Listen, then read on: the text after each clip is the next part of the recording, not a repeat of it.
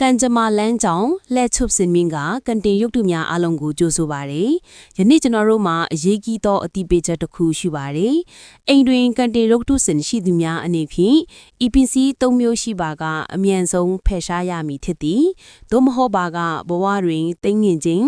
ကံပိတ်ခြင်းများကြုံတွေ့ရနိုင်ပါတယ်။ပထမအချက်ရှုခိုးပူဇော်ခြင်းနဲ့မဆိုင်သောပစ္စည်းများဥပမာတင်ကားများစုဆောင်းထားသောပစ္စည်းများသို့မဟုတ်အခြားနေရာမှမူလအရင်းမြစ်မသိဘဲရရှိထားသောပစ္စည်းများထိုပစ္စည်းများတွင်မကောင်းသောစွမ်းရည်များပါဝင်နေတတ်သည်ဒုတိယအချက်ညစ်ပတ်သောသို့မဟုတ်တန်ရှင်းရေးမလုပ်ထားသောပစ္စည်းများဥပမာပစ္စည်းဟောင်းများဖုံထိုနေသောပစ္စည်းများသို့မဟုတ်အညစ်အကြေးဆွဲကပ်နေသောပစ္စည်းများ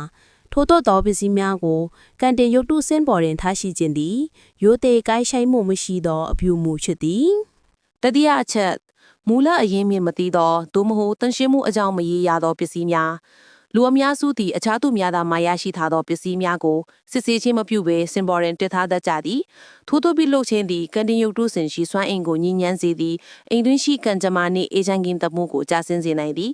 တင်းရကန်တင်ရုပ်တုစင်ကိုအခုချက်ချင်းစစ်ဆေးကြည့်ပါအထက်ဖော်ပြပါပစ္စည်းမျိုးများရှိပါကအမြန်ဆုံးဖေရှားပြီးတင်းရကန်တင်ရုပ်တုစင်ကိုတန်ရှင်းစင်ကြယ်စွာထားရှိပါထို့သောပြုလုပ်ခြင်းဖြင့်တင်းရကန်တင်ရုပ်တုစင်သည်တန်ရှင်းစင်ကြယ်ပြီးတင်ဘဝအတွက်ကောင်းကြီးမင်္ဂလာတည်ဆောင်လာမည်ဖြစ်သည်